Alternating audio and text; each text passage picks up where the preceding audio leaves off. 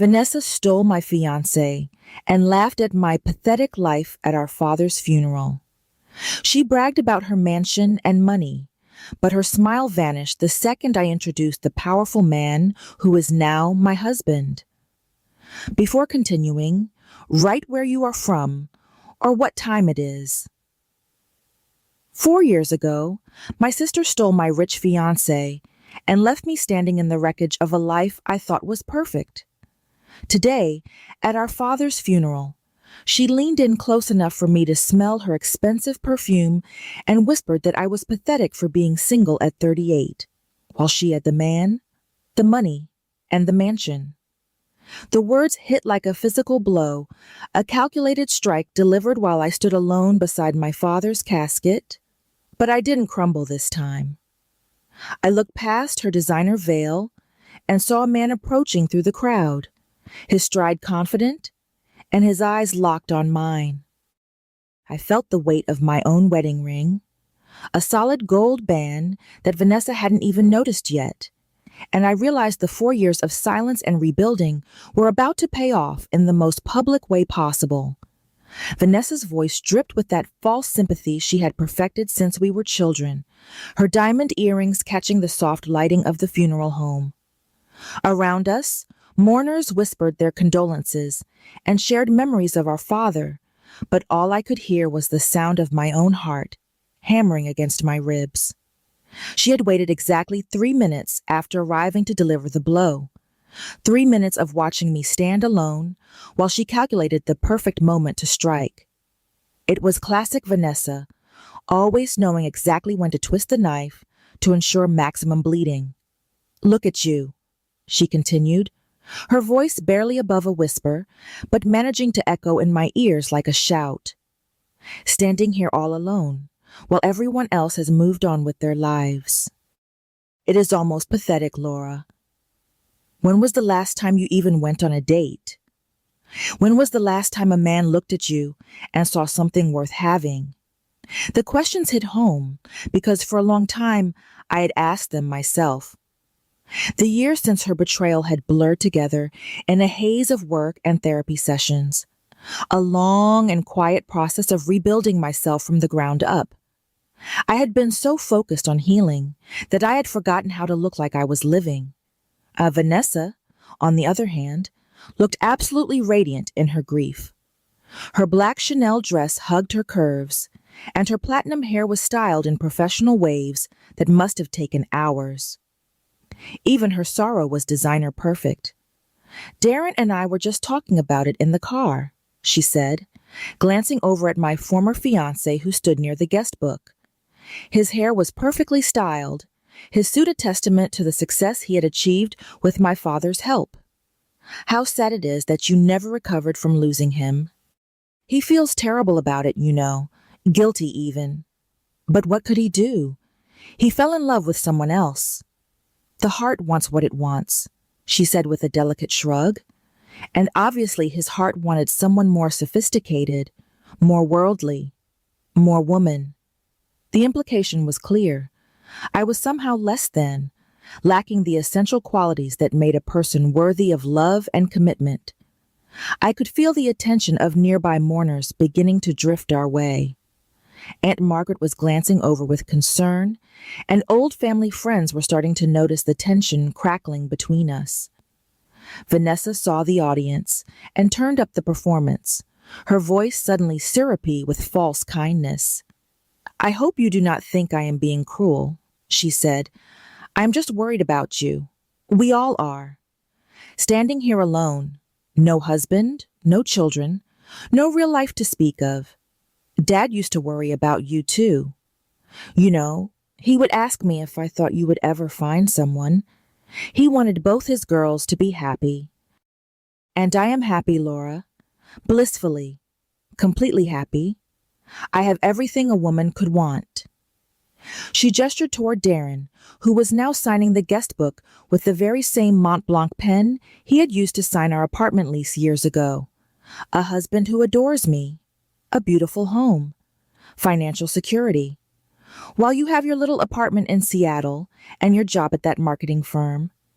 It is honest work, I suppose. I just do not understand how you can be content with so little. Don't you want more? Don't you want what I have?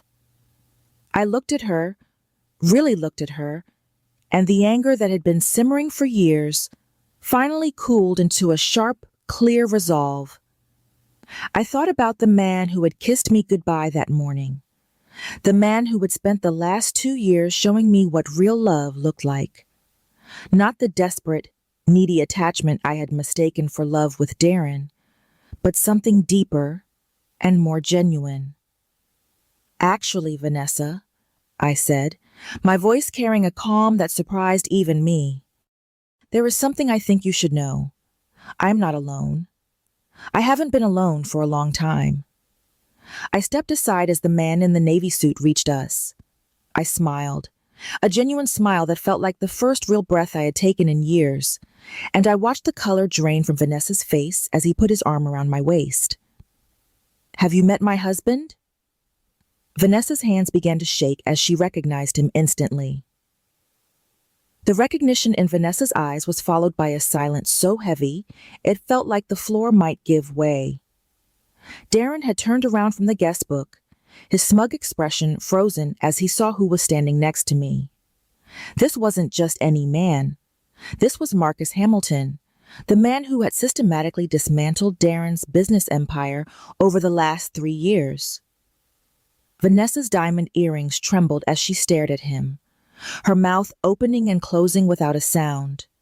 Marcus Hamilton, my husband said, extending his hand to Vanessa with a professional courtesy that felt more like a sentencing. I don't believe we have been formally introduced, though I certainly know who you are. Vanessa's hand was cold as she took his. She looked like she had forgotten how to speak, her predatory confidence replaced by a visible, staggering confusion. Darren had gone rigid, his face pale beneath his expensive tan. He looked like a man who had just realized the quicksand he was standing in was much deeper than he thought. Hamilton, Darren said, his voice tight. I did not expect to see you here. Family connections, Marcus replied with a small, sharp smile.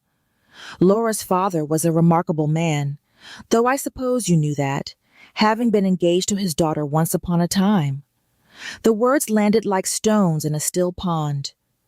People were turning their heads now, the whispers of the mourners dying down as they sensed the explosion.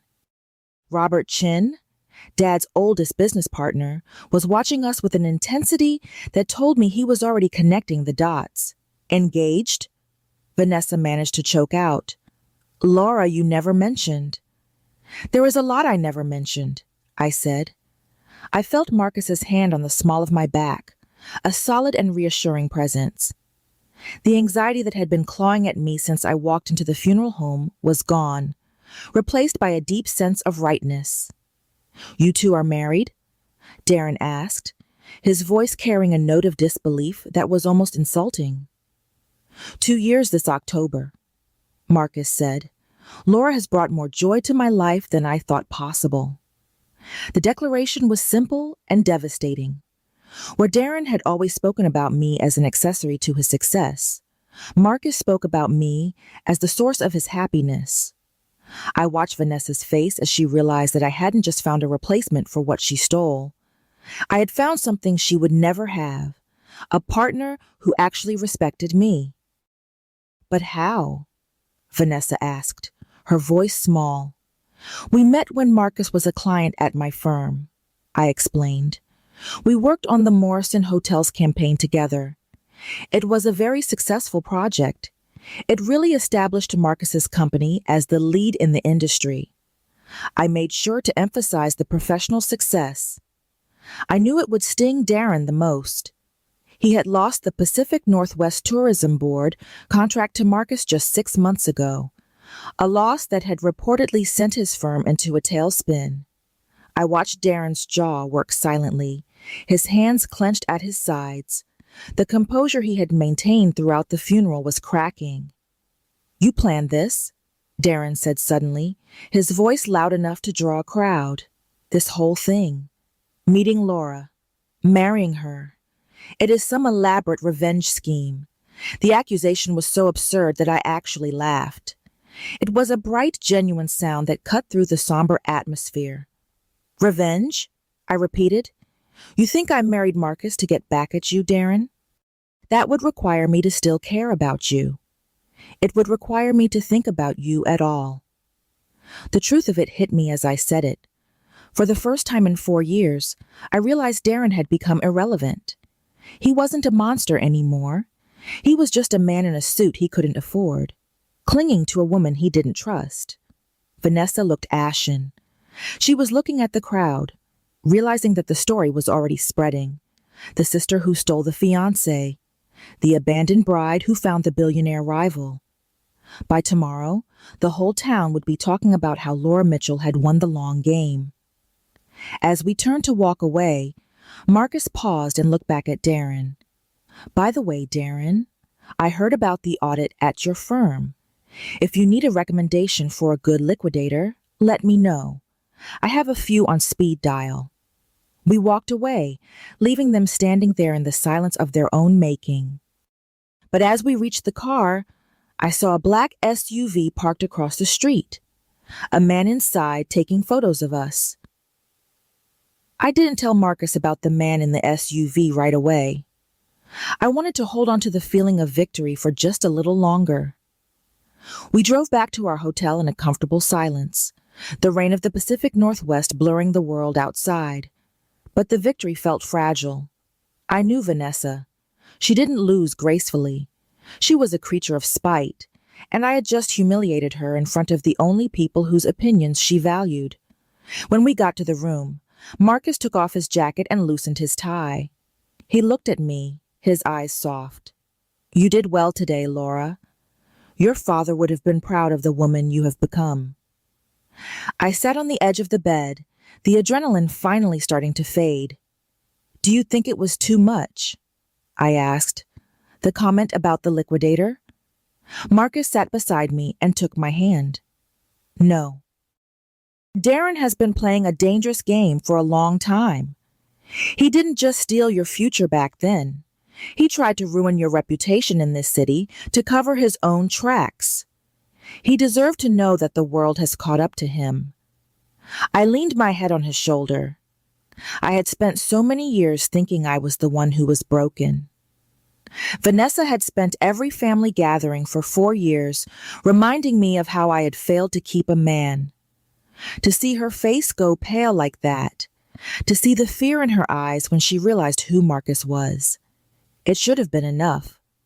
But I knew the debt wasn't fully settled. The next morning, my phone buzzed with a text from an unknown number. It was a photo of Marcus and me from the day before, standing by the casket. Beneath it was a single line. The mansion isn't the only thing with a weak foundation. Ask your husband about the Portland accounts. My breath hitched. I looked over at Marcus, who was on his laptop, his face silhouetted by the morning light. He looked so solid, so honest. But I knew the world he operated in.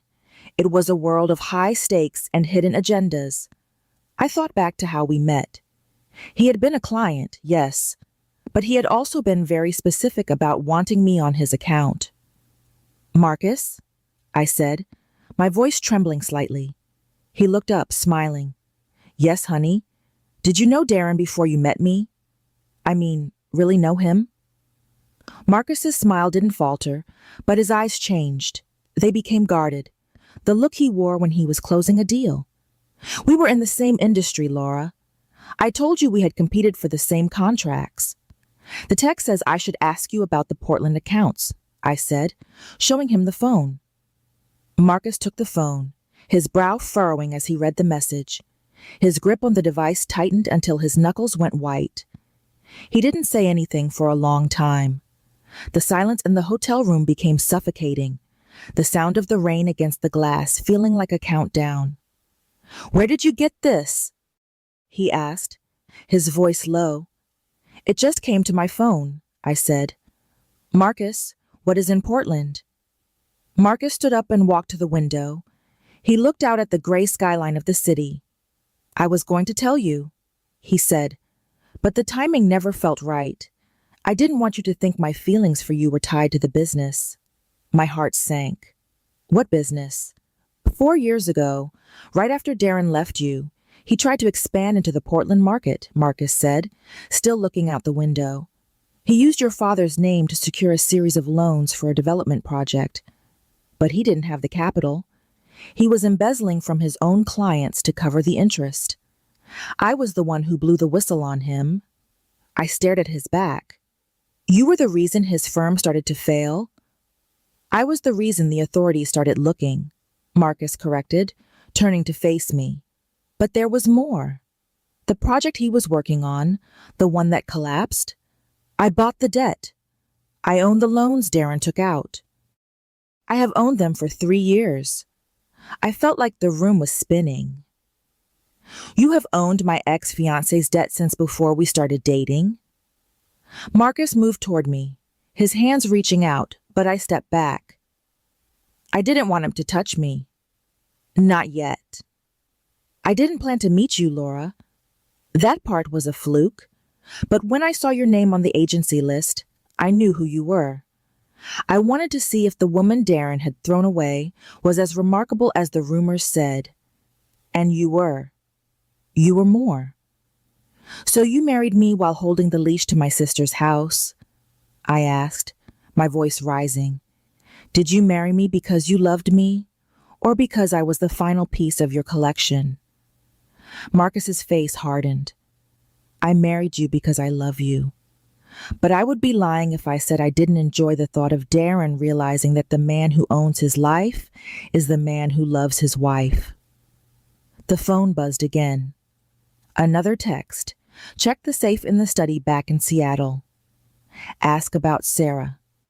The name Sarah hit me like a bucket of ice water. Sarah was the mutual friend who had introduced me to Darren all those years ago. Marcus, who is Sarah to you? He closed his eyes, and for the first time, he looked old. She's my sister, Laura. The revelation that Sarah, the woman who had introduced me to the man who ruined my life, was actually Marcus's sister, felt like a trap closing. I spent the flight back to Seattle in a trance, the clouds beneath us looking like a field of static. Marcus tried to explain, but I couldn't hear him. Every word felt like more layers of a story I didn't recognize. He told me Sarah and Darren had a history long before I came along, that she had introduced us because she thought I would be a good influence on him, but I didn't believe in good intentions anymore. When we got back to our apartment in Seattle, I didn't go to the kitchen or the bedroom. I went straight to the study. Marcus followed me, his face a mask of grief and frustration. Laura, please, he said, just let me explain the context. I ignored him and went to the small floor safe hidden behind the bookshelf. I knew the code. We shared everything. Or I thought we did. I punched in the numbers and the door clicked open. Inside were our marriage certificate, some gold coins, and a thick manila envelope I had never noticed before. I pulled it out and dumped the contents on the desk. Photos spilled out. Not photos of me and Marcus, but photos of Darren and Sarah. They were at a beach, laughing. They were at a restaurant, holding hands. The dates on the back of the prints were from 5 years ago. They were together, I said, the words tasting like copper. Before he met me, he was with your sister. Marcus stood in the doorway, his shoulders slumped. Yes. They were engaged. I looked at a photo of Sarah, her smile bright and carefree. Why didn't she tell me? Because Darren cheated on her too, Marcus said. With Vanessa. I froze. My sister? 5 years ago? Vanessa didn't just target Darren because he was mine, Marcus said, stepping into the room. She targeted him because he was Sarah's. She has been doing this for a long time, Laura. She finds whatever someone else values and she takes it. Sarah was devastated. She wanted him to pay, but she didn't know how. When she saw him move on to you, she thought. She thought if she introduced you, you would be the one he finally stayed for. She wanted him to be happy, in her own twisted way. Or maybe she wanted to see if Vanessa would do it again. And she did, I whispered. Vanessa did it again.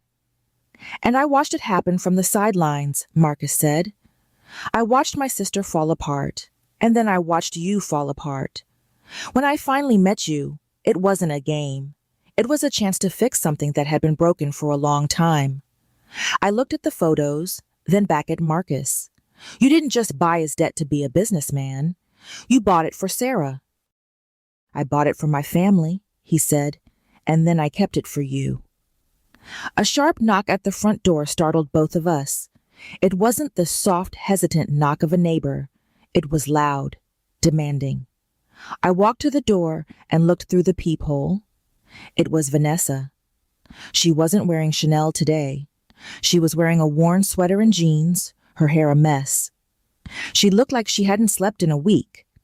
I opened the door, and she practically fell inside. He's gone, Laura, she sobbed, clutching at my arms. Darren took everything. The bank accounts, the cars, even the jewelry. He left me a note saying the mansion is being foreclosed on tomorrow. He said he's going to Portland to settle some accounts, and then he's leaving the country. I looked at Marcus. The Portland accounts. He's not going to settle accounts, Marcus said, his voice cold.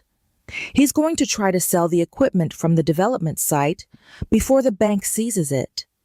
He's trying to run with the last of the liquid assets. Vanessa looked at Marcus, her eyes wide with terror. You have to stop him. If he goes, I have nothing. I'll be on the street. I looked at my sister, the woman who had mocked me at our father's funeral just days ago. The woman who had told me I was pathetic. Why should we help you, Vanessa? I asked. You got the man, the money, and the mansion. Remember? She sank to her knees, her face buried in her hands. I was lying. I've been lying for years. We've been broke since the second year. He's been hitting me, Laura. Every time a bill came that he couldn't pay, he took it out on me. I stayed because I didn't want you to see me fail. I didn't want you to know you were the lucky one for losing him. I felt a cold shiver go down my spine. The radiant, perfect sister was a hollow shell. Marcus took out his phone. I'm calling the Portland police. They have an active warrant for his questioning regarding the embezzlement. If he's at the site, they'll pick him up. But as Marcus started to dial, his phone rang. He looked at the screen and his face went white. It's Sarah, he said. He answered and put it on speaker. Marcus? Sarah's voice was frantic, breathless. I'm at the Portland site. I followed Darren. He's here, and he has a can of gasoline. He says if he can't have the assets, nobody can. He's going to burn the whole thing down with me inside. The drive to Portland was a 3-hour blur of speed and terror. Marcus was behind the wheel of his Porsche, his face set in a grim mask of determination, while Vanessa sat in the back seat, shaking and silent. I held onto the grab handle, my knuckles white, as we carved through the midnight rain. Marcus was on the phone with the State Patrol, giving them the coordinates of the development site, but we knew we were closer than they were. Why would Sarah go there? I asked, my voice cracking. Why would she follow him? Because she never let go, Marcus said, his voice tight.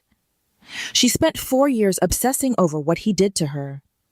She thought if she could catch him in the act of something illegal, she could finally close that chapter. She didn't realize he had nothing left to lose. We reached the outskirts of Portland, the industrial skeletons of half-finished buildings rising like ghosts in the dark. The development site was a sprawling mess of concrete and rebar, surrounded by a chain-link fence. As we rounded the final corner, I saw the flicker of orange light reflecting off the low clouds. Smoke was already curling into the air. Marcus slammed the car into park and leapt out before the engine had even stopped. I followed him, the cold air hitting my face like a slap. Vanessa stayed in the car, her face pressed against the glass, paralyzed by the sight of her life literally going up in flames.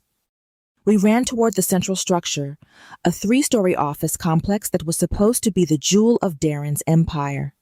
The smell of gasoline was overpowering, sharp, and sickly sweet. "Sarah," Marcus screamed. A shadow moved near the entrance. It was Darren. He was holding a flare, the red glow illuminating his face. He looked manic, his hair disheveled, his expensive suit stained with oil. "Stay back, Hamilton," he yelled, his voice cracking. "I know you're the one who did this. You bought the debt. You set me up. You set yourself up, Darren," Marcus shouted, taking a cautious step forward. "Where is Sarah?" "She's inside," Darren laughed, a high, thin sound that made my hair stand on end. "She wanted to see the end? Well, she's seeing it. We're all seeing it." I saw movement in the second-story window, a woman's face, pale and terrified. Sarah. She was pounding on the glass, but the windows were reinforced. "Darren, look at me," I said, stepping out from behind Marcus. "Me? If you ever cared about anyone, put me. If you ever cared about anyone, put the flare down," I said, my voice surprisingly steady. "It is over, Darren. The police are 5 minutes away. You can go to jail for embezzlement, or you can go to jail for murder. Which one do you want?" He looked at the flare, then up at the building. "I gave up everything for that woman." He pointed toward the car where Vanessa was hiding. "And she's just like the rest of them. Greedy. Vain. I have nothing left." "You have your life," Marcus said. "Put it down." Darren looked at me one last time, a strange, fleeting look of regret passing over his face. Then he turned and threw the flare into the puddle of gasoline at his feet. The ground erupted in a wall of fire. Marcus didn't hesitate. He charged through the heat, using his jacket to shield his face, and disappeared into the building. I screamed his name, but the roar of the fire swallowed it. I stood there, frozen, as Darren backed away from the flames, his eyes wide with the horrific realization of what he had done. He turned to run, but a pair of headlights swung into the lot, pinning him in the light. The police had arrived. I didn't watch them tackle him. I watched the door where Marcus had gone in. Seconds felt like hours. The heat was pushing me back, the smoke making it impossible to breathe. Then, through the haze, I saw 2 figures stumble out of the side exit. Marcus was carrying Sarah. Her clothes were scorched, and they were both coughing violently, but they were alive. I ran to them, helping Marcus lower Sarah to the wet gravel. She was sobbing, clutching her brother's hand. Marcus looked at me, his face covered in soot, and for a moment, the world was silent despite the sirens and the crackle of the fire. "It is over," he gasped. I looked back at the car. Vanessa had finally stepped out. She was standing in the rain, watching the man she had stolen being loaded into the back of a police cruiser. She looked at me, then at the burning building, and finally at Marcus and Sarah. She looked like someone who had just realized she had spent 4 years fighting for a prize that was actually a curse. But the fire wasn't just burning Darren's empire. As the flames reached the storage units in the back, a series of explosions rocked the ground. Marcus pulled me down, shielding me with his body. "What was in there?" I yelled. "Documents," Marcus said into my ear. "The real accounts. The ones that prove he wasn't working alone." I looked at Vanessa. She had gone perfectly still. The heat from the storage unit explosions pushed us back toward the perimeter fence. Marcus kept his arm around me, his body a shield against the flying ash and the deafening roar of the dying development project. Vanessa was still standing by the car, but her eyes weren't on the fire anymore. She was staring at a leather briefcase that had been thrown from the back of Darren's cruiser during the struggle with the officers. I watched her move. It was the first time I had seen her move with purpose in years. She didn't look like a grieving daughter or a betrayed wife. She looked like a scavenger. Before the officers could finish securing Darren, she lunged for the bag. She didn't realize that Robert Chin, Dad's business partner, had just pulled into the gravel lot. He stepped out of his car, his face illuminated by the flickering orange light, and placed a heavy boot on the strap of the briefcase. "This belongs to the estate now, Vanessa," Robert said, his voice cold and gravelly. Vanessa looked up at him, her face contorted. "Darren said there were papers in here. Papers that proved Dad knew." Robert didn't flinch. "Your father knew Darren was a shark," he said, looking over at me and Marcus. "He just didn't realize his own daughter was the one chumming the water." Marcus stood up, helping Sarah to her feet. She was leaning heavily on him, her breathing shallow but steady. He looked at the briefcase, then at Robert. "You were the one who sent the text, weren't you?" Robert nodded slowly.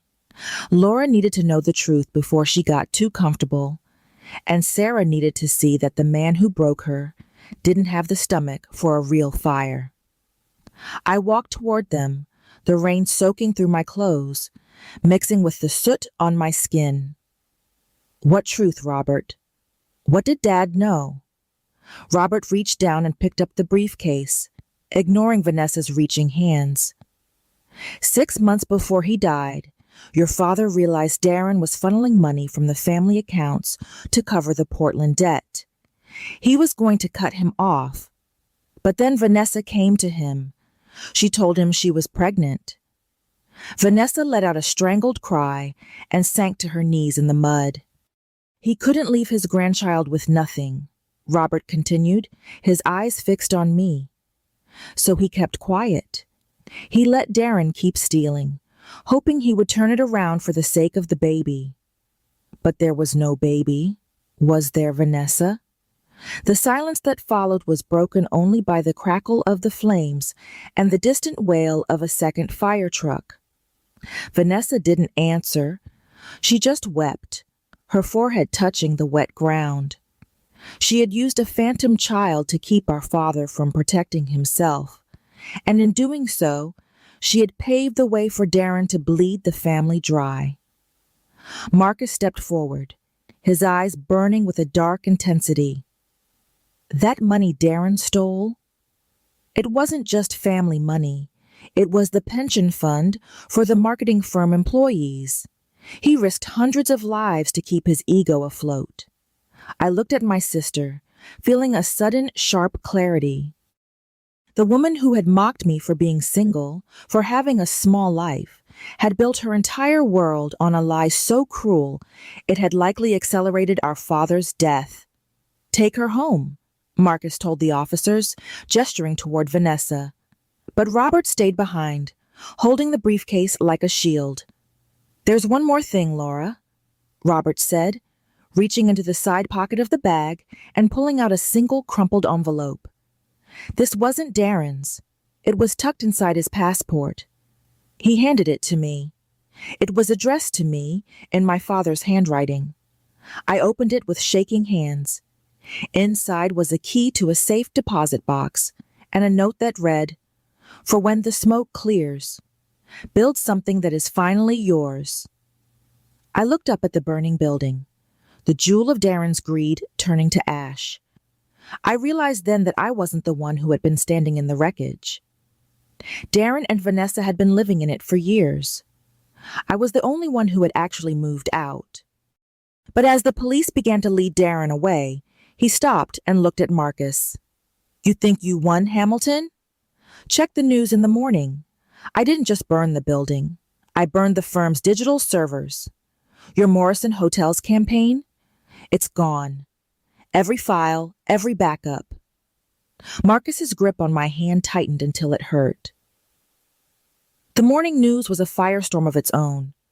Headlines across Seattle and Portland screamed about the arson at the Hamilton Mitchell development site, but the real damage was underground. Darren hadn't been lying. A coordinated virus had wiped the primary servers at Bloom Creative just as the fires started. 3 years of my work and Marcus's biggest hospitality contract were missing. We sat in the kitchen of our apartment. The gray light of Seattle filtered through the windows. Marcus was on the phone with his IT specialists, his voice a low, rhythmic growl of frustration. I stared at the key Robert had given me, the cold metal feeling like a heavy secret in my palm. They say the encryption is military grade, Marcus said, hanging up and rubbing his eyes. He must have been planning this for months. If we don't deliver the Morrison assets by Friday, the breach of contract penalties will bankrupt the firm. He looked at me, and for the first time, I saw a flicker of the same fear I'd seen in Vanessa's eyes. He had bet everything on me, on us, and on this expansion. I stood up and grabbed my coat. "Where are you going?" Marcus asked. "To the bank," I said. "Dad didn't just give me a key. He gave me a way to build something. Maybe he knew Darren would try a scorched earth policy." The bank was a quiet cathedral of stone and mahogany. I went to the basement, accompanied by a silent clerk, and watched as she turned her key in unison with mine. The heavy door of the deposit box swung open. Inside was a stack of old-fashioned external hard drives and a physical ledger. I pulled out the first drive. It was labeled Bloom Creative, Off-Site Mirror. My father had been my first investor, the one who encouraged me to take the job at Bloom when I had nothing. He had insisted on helping me set up a secure backup system, telling me that in marketing, your ideas are your only real currency. I had forgotten about the monthly syncs we used to do at his house over whiskey and business talk. He had kept the backups. Every project, every campaign, every font choice Darren thought he had erased was sitting in this box. I felt a surge of adrenaline that washed away the exhaustion. I wasn't just going to save the firm. I was going to bury Darren's legacy once and for all. I took the drives and drove straight to the office. The atmosphere at Bloom Creative was one of mourning. Janet was sitting at her desk, staring at a blank monitor, while the design team huddled in the break room like refugees. "Stop crying," I said, my voice echoing through the open floor plan. "Start the servers. We have work to do." The next 48 hours were a blur of caffeine and code. We restored the Morrison files, but I didn't stop there. I started digging into the ledger Dad had left in the box. It wasn't just a record of my work. It was a record of Darren's transactions with the firm. Dad had been tracking the missing money for months before he died. I found a recurring payment to a shell company called SV Acquisitions. I cross-referenced the signature on the incorporation papers with the handwriting in the briefcase Vanessa had tried to steal. It wasn't Darren's signature. It was Vanessa's. She hadn't just been a victim of his debt. She had been his partner in the embezzlement. She had been funneling the firm's money into her own accounts while mocking me for my small salary. My phone buzzed. It was a call from the hospital. Vanessa had tried to swallow a bottle of pills. I looked at Marcus, who was helping the designers finalize the hotel presentation. "I have to go," I said. "You don't owe her anything, Laura," Marcus said, catching my arm. "I know," I replied, my voice steady. "But Dad wanted us to find our way back to each other. I'm going to show her the way back, starting with the truth." As I walked out, I saw Robert Shin waiting by the elevator. He didn't look happy. "Laura, don't do this. Some secrets are better left in the fire." The hospital room smelled of antiseptic and artificial lemons. Vanessa looked small in the large bed, her skin the color of parchment. She didn't look like the woman who had smirked at me over a designer veil. She looked like a ghost. I sat in the chair beside her bed and placed the ledger on her lap. "I know about SV Acquisitions, Vanessa," I said, my voice quiet. "I know you signed the transfers." She didn't look at me. "He told me it was the only way to save the house," she whispered, her voice a dry rasp. "He said you wouldn't miss it, that the firm had insurance." "Dad knew," I said. "He kept quiet to protect you. but he left me the evidence. He wanted me to have the choice. Vanessa finally turned her head, her eyes red-rimmed.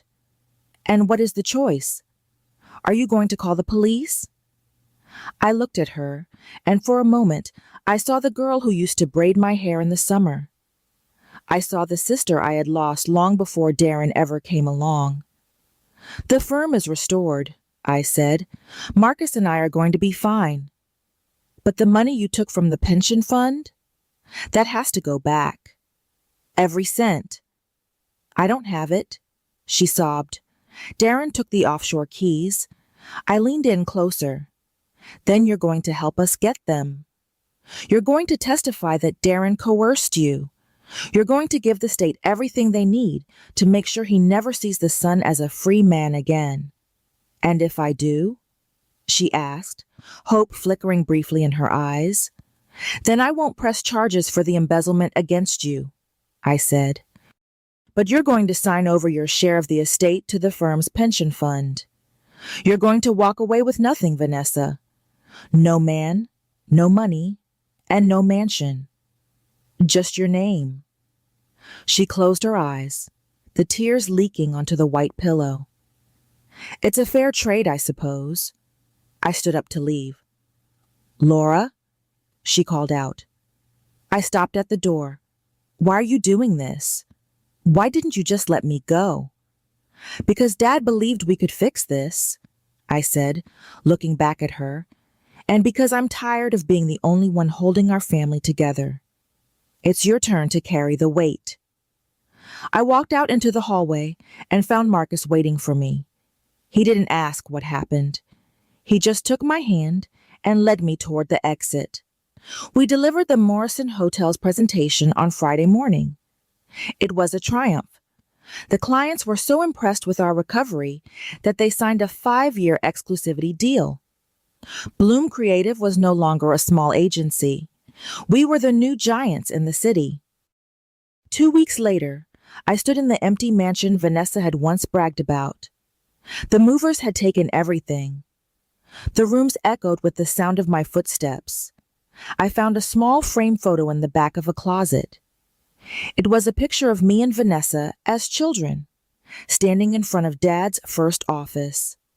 I tucked it into my pocket and walked out the front door, locking it for the last time. As I reached my car, I saw Sarah standing by the gate. She looked better, the burns on her arms fading into thin white lines. He's been sentenced, she said, 20 years for the arson and the embezzlement. I nodded. And Vanessa? She's at a facility in the valley, Sarah said. She's working, cleaning mostly. Robert says she hasn't complained once. I looked at the house, a monument to a betrayal that had almost destroyed us. Would you like to go get some coffee? Sarah asked. Marcus is waiting at the bistro. I smiled and shook my head. Not yet. I have one more stop to make. The cemetery was quiet, the grass vibrant green under the soft Seattle sun. I walked to my father's grave and sat on the stone bench beside it. I placed the ledger and the key on the flat granite marker. I did it, Dad, I whispered. The firm is safe. The employees have their pensions back. And Vanessa is... she's finding her way. I sat there for a long time, listening to the wind in the trees. I thought about the woman I was 4 years ago, the one who had run away to Seattle with 3 suitcases and a broken heart. I realized that Vanessa hadn't just shattered my life. She had cleared the ground for me to build a foundation that was actually mine. I stood up and brushed the dust from my skirt. I felt a presence behind me and turned to see Marcus. He was holding a single white tulip. Ready to go home? He asked, his voice warm and steady. I took the flower and tucked my arm into his. Yes, I am. We walked back toward the car, the shadows of the trees stretching long across the path. As we drove away, I looked back at the city. The skyline was bright. the glass buildings catching the light like diamonds. We went back to our apartment, the one with the view of the sound that Vanessa had called little. To me, it was huge. It was filled with the things we had chosen together, the photos of our wedding, and the comfortable clutter of a real life. Marcus poured 2 glasses of wine, and we sat on the balcony, watching the ferries shuttle back and forth. "What are you thinking about?" he asked, pulling me close. "I'm thinking that you were right," I said, leaning my head on his shoulder. "The best people usually do have complicated stories." Marcus laughed and kissed the top of my head. "Well, our story is just getting started." I looked out at the water, feeling a deep, unshakable peace. The betrayal was a memory, the fire was out, and the debt was paid. For the first time in 38 years, I wasn't waiting for the other shoe to drop. I was just living. I picked up my phone and saw a notification from a news app. Darren Mitchell's assets to be liquidated to pay back defrauded employees. Beneath it was a photo of the firm's new office building, the name Bloom and Hamilton shining in the sun. I smiled and set the phone down. The man, the money, and the mansion were gone. But I had something much better. I had the truth, I had my work, and I had a man who looked at me like I hung the moon. I took a sip of my wine and watched the sun dip below the horizon, painting the sky in colors that no designer could ever replicate. I was Laura Hamilton, and I was exactly where I was supposed to be. I exhaled, a long, slow breath that carried away the last of the 4-year wait. If this story resonated with you, leave a like and consider subscribing. You can also drop any comment below, even just one word.